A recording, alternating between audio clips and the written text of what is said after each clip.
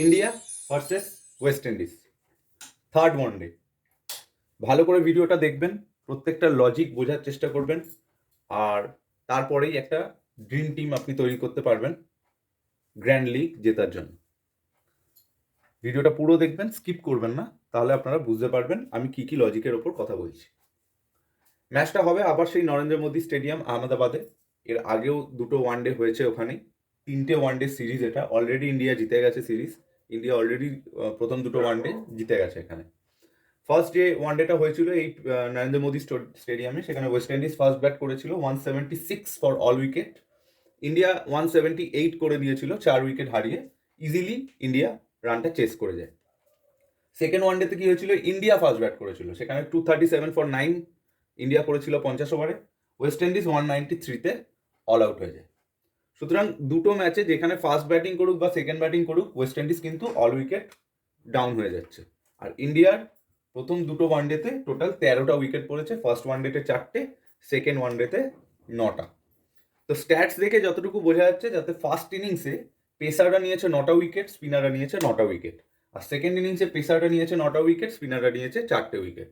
তার মানে দুটো ওয়ানডে থেকে পেসাররা টোটাল উইকেট নিয়েছে 18টা, আর স্পিনাররা নিয়েছে 13টা। তো বলতে গেলে এখানে পেসার স্পিনার দুজনেরই কার্যকরী ভূমিকা রয়েছে, এবং মানে দুটো এখানে যেমন পেসও প্রথম দিকে যেমন সাপোর্ট করে, তেমনি একটু মিডল ওভার থেকে আবার স্পিনও সাপোর্ট করে। তো বোলারদের সেরকম ব্যাপার নেই, যে বোলার উইকেটের মধ্যে আছে, যে বোলার পারফর্ম করছে, আপনারা তাদেরই নিয়ে চলতে হবে, ঠিক আছে। আর ব্যাটিং বলতে গেলে ইন্ডিয়ার ব্যাটিং অনেক বেশি ওয়েস্ট ইন্ডিজের থেকে অনেক ভালো, আর অনেক অ্যাক্টিভ ব্যাটিং। তো ব্যাটসম্যানদের দিকটা ইন্ডিয়ার পক্ষ থেকে বেশি নিতে হবে, ওয়েস্ট ইন্ডিজের দিক থেকে অতটা না নিলেও চলবে। তো যেহেতু এটা কালকে লাস্ট ওয়ানডে, আর আমার মনে হয় ইন্ডিয়া আবার ওয়েস্ট ইন্ডিজকে হারাবে, আর পুরোপুরি হোয়াইট ওয়াশ করে সিরিজটা জিতবে। তো সেই হিসাবে আমি ইন্ডিয়া থেকে 7জন প্লেয়ার নিয়ে যাচ্ছি, আর ওয়েস্ট ইন্ডিজ থেকে 4জন প্লেয়ার নিয়ে যাচ্ছি, ঠিক আছে। এখানে যে স্ট্রাকচারটা আমি কালকের ম্যাচের জন্য করেছি, একটা উইকেট কিপার, 4টে ব্যাটসম্যান, একটা অলরাউন্ডার, আর 5খানা বোলার। এই 5খানা বোলার লজিকে আমাকে আসতে হলো, কারণ শার্দুল ঠাকুর বা দীপক চাহার এরা প্রত্যেকেই কিন্তু অলরাউন্ড পারফরমেন্স করে, কিন্তু তাও এরা বোলিং সেকশনে রয়েছে, এরা অলরাউন্ডার সেকশনে নেই। তাই জন্য আমাকে এখানে 5টা বোলার নিয়ে চলতে হচ্ছে, আর তার সাথে একটা অলরাউন্ডার নিয়ে চলতে হচ্ছে। এবার দেখে নিই যে উইকেট কিপার, ব্যাটিং, অলরাউন্ডার আর বোলিং সেকশন থেকে কাদের কাদের নেওয়া যেতে পারে এবং কারা কারা খেলতে পারে।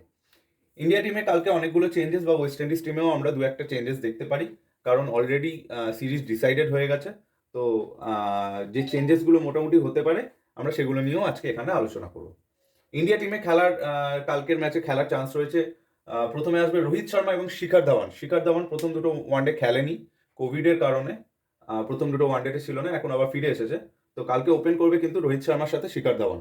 তারপর আসবে বিরাট কোহলি, তারপর আসবে লোকেশ রাহুল, তারপর সূর্যকুমার যাদব, তারপর দীপক হুডা, শার্দুল ঠাকুর, দীপক চাহার যে প্রথম দুটো ওয়ানডে খেলেনি, কালকে খেলার চান্সেস রয়েছে। প্রসিদ্ধ কৃষ্ণা, কুলদীপ যাদব। কুলদীপ যাদবও কিন্তু প্রথম দুটো ম্যাচ খেলেনি। আর লাস্টে হচ্ছে মোহাম্মদ সিরাজ। টোটাল 11জন, ঠিক আছে। যজুবেন্দ্র চাহালকে আমার মনে হয় কালকের ম্যাচে রেস্ট দেওয়া হবে, আর কুলদীপ যাদবকে খেলানো হবে। ওয়েস্ট ইন্ডিজ টিমে কে কে রয়েছে, ওয়েস্ট ইন্ডিজ টিমে থাকবে শাই হোপ, তার সঙ্গে থাকবে ব্র্যান্ডন কিং, ওপেন করবে। 3 নম্বর জায়গায় ড্যারেন ব্রাভো আসছিল, কালকে হয়তো ড্যারেন ব্রাভোর পরিবর্তে এন বোনার খেলতে পারে, ঠিক আছে। তারপর আসবে এস ব্রুকস, নিকোলাস পুরান, কারন পোলার্ড, জ্যাসন হোল্ডার, এ হোসেন, ওডেন স্মিথ, এ জোসেফ। আর আরেকটা অলরাউন্ডার সেকশন যেখানে ফিন অ্যালেন খেলছিল, ফিন অ্যালেনের জায়গায় হয়তো কালকের ম্যাচে আর শেপার্ড খেলতে পারে, যে প্রথম দুটো ওয়ানডে খেলেনি, ঠিক আছে। এবার আমরা এক একটা সেগমেন্ট অনুযায়ী আপনাদের কাছে আলোচনা করব। উইকেট কিপার সেকশনে কালকের ম্যাচে 2জন রয়েছে, এবং দুজনেই ওয়েস্ট ইন্ডিজের তরফ থেকে। তার কারণটা বলছি, ইন্ডিয়া টিমে কিন্তু এতদিন দুটো উইকেট কিপার খেলেছে দুটো ওয়ানডেতে। একটাতে তো ঈশান কিষান, ঋষভ পান্ত দুজনেই খেলেছিল। সেকেন্ড ওয়ানডেটা শুধু ঋষভ পান্ত খেলেছিল। কিন্তু কালকে যেহেতু শিখর ধাওয়ান ইন করছে টিমে, তো বাইরে বসতে হচ্ছে ঋষভ পান্তকে, আর উইকেট কিপিং করতে হয়তো দেখা যাবে কে এল রাহুলকে। কিন্তু আপনারা যখন ড্রিম ইলেভেনের টিম করতে যাবেন, তখন কিন্তু উইকেট কিপার সেকশনে কে এল রাহুলকে পাবেন না, কে এল রাহুল থাকবে ব্যাটিং সেকশনে। তো উইকেট কিপার সেকশনে দুজনই থাকবে, ওয়েস্ট ইন্ডিজের শাই হোপ আর নিকোলাস পুরান, ঠিক আছে। শাই হোপের যদি লাস্ট দুটো ওয়ানডে এই সিরিজ দেখা যায়, একটা 8 রান, একটা 27 রান, দুটোতেই ফ্লপ। নিকোলাস পুরান মোটামুটি 5 নম্বরে ব্যাট করতে আসছে, আর শাই হোপ ওপেন করছে। নিকোলাস পুরানের পারফরমেন্স 18-9। নিকোলাস পুরান কিন্তু খুব একটা ভালো ফর্মেও নেই, শাই হোপও নেই, কিন্তু শাই হোপকে লাস্ট ইনিংসটায় কিন্তু একটু হলেও কনফিডেন্ট দেখিয়েছে। তো সুতরাং এই দুটো জায়গার মধ্যে যদি ডিফেন্সিয়াল টিম কেউ যদি করতে চায় শাই হোপ আর নিকোলাস পুরানের মধ্যে, তো 50% লোক শাই হোপকে নিয়ে যাক উইকেট কিপার সেকশনের জন্য, আর 50% লোক নিকোলাস পুরানকে নিয়ে যাক 50% টিমের জন্য।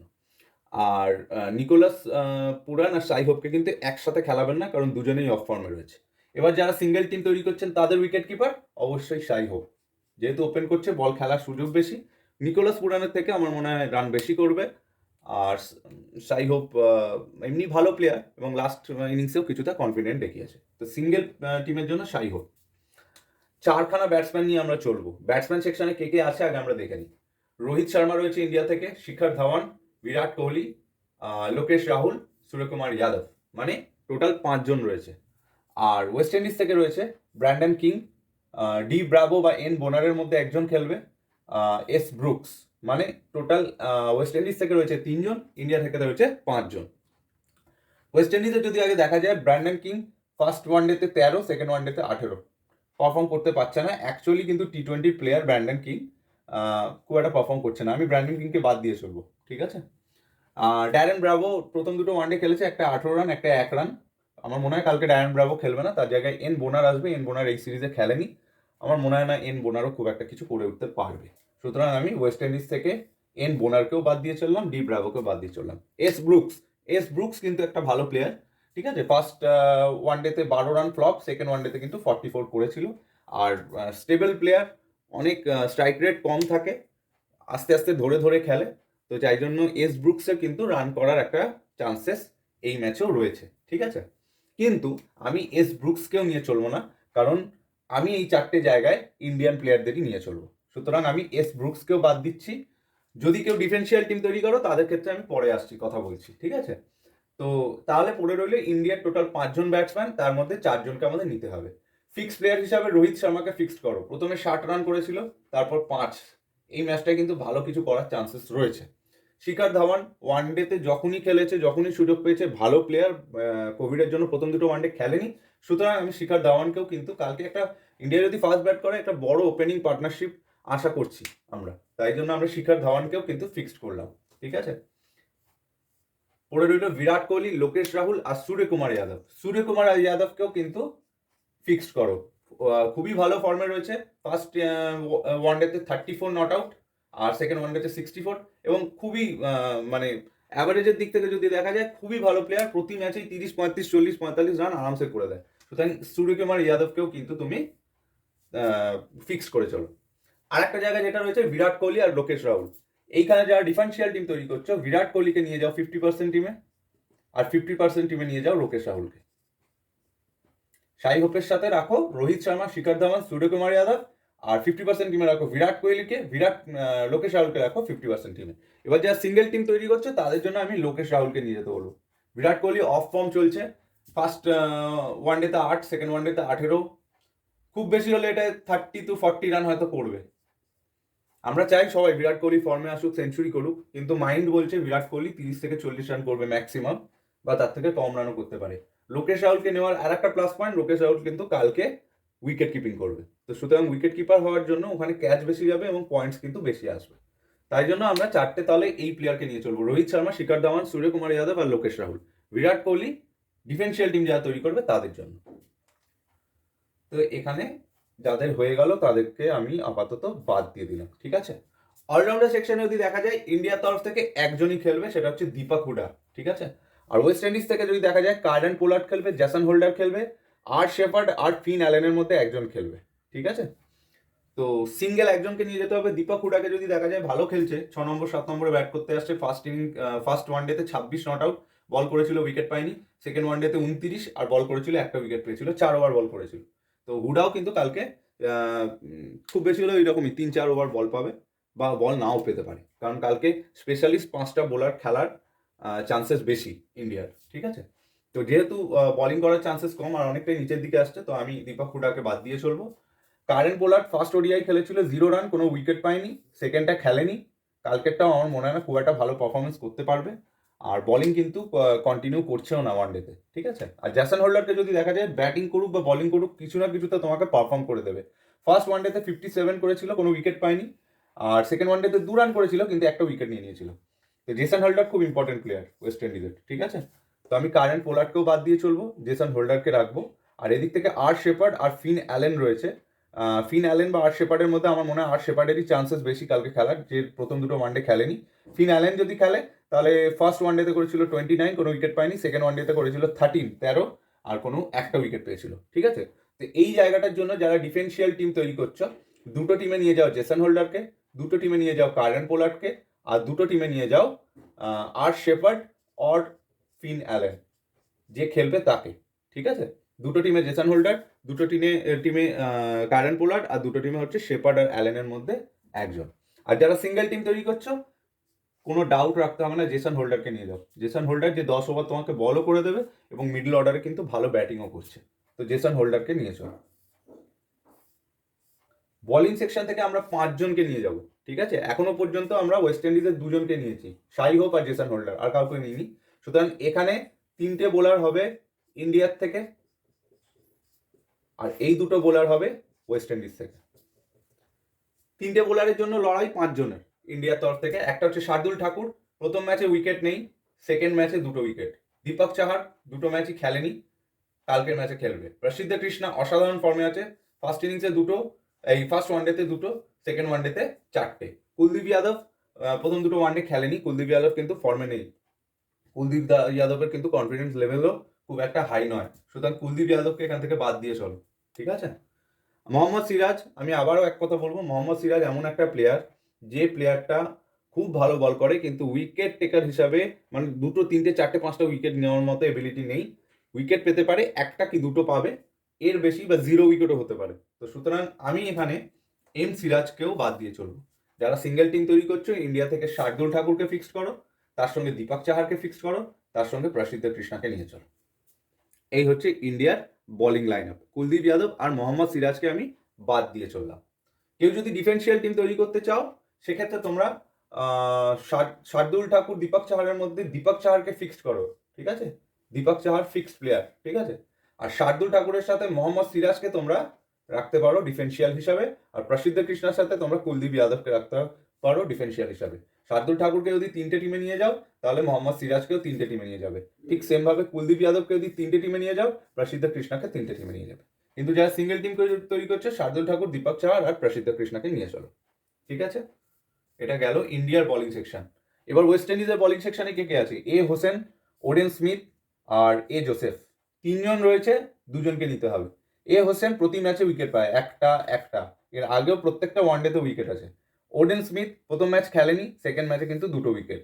অ্যালজেরিও জোসেফ 2টো উইকেট ফার্স্ট ওয়ানডে, সেকেন্ড ওয়ানডেতে 2টো উইকেট। তার মানে 3 জনেই ইম্পর্টেন্ট। এখানে আমি বলবো ফাইনাল করো এ হোসেনকে, তার কারণ হচ্ছে এর ওপর দিকে এসে ব্যাটিংটাও খুব ভালো করছে। সুতরাং এ হোসেনকে ফিক্সড করো 4 নম্বর বোলার হিসাবে। 5 নম্বর যে জায়গাটা, তার মধ্যে ডিফেন্সিয়াল যারা টিম তৈরি করছো, ও স্মিথকে নিয়ে যাও 3টে টিমে, আর অ্যালজেরিও জোসেফকে নিয়ে যাও 3টে টিমে। ক্লিয়ার? ও স্মিথকে নিয়ে যাও 3টে টিমে, অ্যালজেরিও জোসেফকে নিয়ে যাও 3টে টিমে। যারা সিঙ্গেল টিম তৈরি করছো, যেহেতু অ্যালজেরিও জোসেফ ও স্মিথ দুজনেই ইম্পর্টেন্ট, আমার মনে হয় এখানে কনফিডেন্স লেভেল দুজনেরই ভালো থাকবে, কারণ এই জোসেফ প্রত্যেক ম্যাচে 2টো করে উইকেট নিচ্ছে, ও স্মিথও লাস্ট ম্যাচে 2টো উইকেট নিয়েছে। বাট আমার মনে হয় সিঙ্গেল টিম যারা তৈরি করছে, অ্যালজেরিও জোসেফকে নিয়ে চলো, ঠিক আছে। যারা ডিফেন্সিয়াল করছো, ও স্মিথকে নিয়ে নাও 3টে টিমে, আর অ্যালজেরিও জোসেফকে নিয়ে নাও 3টে টিমে। আর যারা সিঙ্গেল টিম করছো, অ্যালজেরিও জোসেফকে নিয়ে চলো। তাহলে হচ্ছে এই হলো টিম। উইকেট কিপার সেকশন থেকে নিলাম শাই হোপকে ডিফেন্সিয়াল টিম হিসাবে, শাই হোপের সাথে নিকোলাস পুরানকে ডিফেন্সিয়াল রাখতে পারো। ব্যাটিং সেকশন থেকে নিয়েছি রোহিত শর্মা, শিখর ধাওয়ান, সূর্যকুমার যাদবকে আর লোকেশ রাহুলকে। যারা ডিফেন্সিয়াল টিম তৈরি করবে, এখানে বিরাট কোহলির সাথে লোকেশ রাহুলকে কিন্তু ডিফেন্সিয়ালি ইউজ করতে পারো।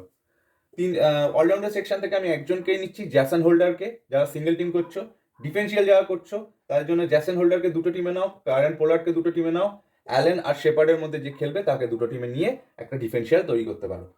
এবার আসছি বোলিং সেকশনে। বোলিং সেকশনে ফিক্স করে নিয়েছি শার্দুল ঠাকুর, দীপক চাহার আর প্রসিদ্ধ কৃষ্ণাকে। যদি কেউ ডিফেন্সিয়াল করতে চাও, শার্দুল ঠাকুরের সাথে মোহাম্মদ সিরাজকে ডিফেন্সিয়ালে রাখো, প্রসিদ্ধ কৃষ্ণার সাথে কুলদীপ যাদবকে ডিফেন্সিয়াল হিসাবে রাখো। ওয়েস্ট ইন্ডিজের বোলিংয়ের পক্ষ থেকে এ হোসেনকে করেছি আমরা ফিক্সড, আর অ্যালজেরিও জোসেফকে নিয়েছি আমরা সিঙ্গেল টিমের জন্য। আর যারা ডিফেন্সিয়াল করতে চাইছো অ্যালজেরিও জোসেফের সাথে ও স্মিথকে ডিফেন্সিয়াল হিসাবে ইউজ করতে পারো। তো এই হচ্ছে টিম। এবার আমরা দেখে নিই ক্যাপ্টেন বা ভাইস ক্যাপ্টেন কে হতে পারে। ওয়েস্ট ইন্ডিজের তরফ থেকে একজনই রয়েছে ক্যাপ্টেন বা ভাইস ক্যাপ্টেনের দাবিদার, সেটা হচ্ছে জ্যাসন হোল্ডার। ঠিক আছে, জ্যাসন হোল্ডারই হচ্ছে একমাত্র ক্যাপ্টেন ভাইস ক্যাপ্টেনের দাবিদার, আর কাউকে ক্যাপ্টেন ভাইস ক্যাপ্টেন করতে হবে না। ইন্ডিয়া টিম থেকে যদি দেখো তাহলে রোহিত শর্মা সবচেয়ে বড় দাবিদার। রোহিত শর্মা কিন্তু কালকে একটা বড় ইনিংস খেলতে পারে। তার সঙ্গে থাকতে পারে শিখর ধাওয়ান। শিখর ধাওয়ানও কিন্তু কালকে ভালো খেলতে পারে। এছাড়া রয়েছে লোকেশ রাহুল। লোকেশ রাহুলও কিন্তু একটা বড় ইনিংস খেলতে পারে। সূর্যকুমার যাদবও খুব ভালো প্লেয়ার, কিন্তু নিচের দিকে নামবে বলে ক্যাপ্টেন ভাইস ক্যাপ্টেনের কন্টেন্ডার হিসাবে আমি রাখছি না। আর যদি বোলিং সেকশন থেকে বলো তাহলে দীপক চাহার অলরাউন্ডার পারফরমেন্স করবে, অলরাউন্ডার হিসাবে খেলছে কালকে। দীপক চাহার কিন্তু উইকেটও নেবে, রানও করবে, দীপক চাহারকেও নিতে পারো। তাহলে রোহিত শর্মা, শিখর ধাওয়ান, লোকেশ রাহুল আর দীপক চাহার। তার মধ্যেও আমি বলে দিচ্ছি রোহিত শর্মা আর লোকেশ রাহুলের কিন্তু চান্সেস বেশি ক্যাপ্টেন ভাইস ক্যাপ্টেনের দাবিদার হওয়ার। আর ওয়েস্ট ইন্ডিজ থেকে রয়েছে জ্যাসন হোল্ডার। ইন্ডিয়া কালকেও জিতছে, 3-0 হবে। মোটামুটি টিমের আইডিয়া আমি দিয়ে দিলাম। এবার আপনারা চিন্তা করে দেখুন এই টিম নিয়ে চলবেন বা কী রকম চেঞ্জেস করবেন। যতটুকু ইনফরমেশন দেওয়ার আমি আপনাদের কাছে আজকে এই ভিডিওর দ্বারা আপনাদের প্রোভাইড করে দিলাম। আশা করছি ভিডিওটা আপনাদের ভালো থেকে লেগেছে, এবং যদি ভালো লেগে থাকে অবশ্যই লাইক করবেন, কমেন্ট করবেন, আর বেল আইকনে টাচ করে অবশ্যই চ্যানেলটাকে সাবস্ক্রাইব করবেন, যাতে আমরা আরও ম্যাচের ডিসকাশন নিয়ে আপনাদের কাছে আসতে পারি। আর আপনাদেরকে মানে আমরাও মোটিভেট হই এবং আপনাদেরকেও ক্যাশ জেতাতে পারি বা আপনাদেরও গ্র্যান্ড লিগ আমরা ক্র্যাক করতে পারি। আজকের মতো এখানেই শেষ। Thank you.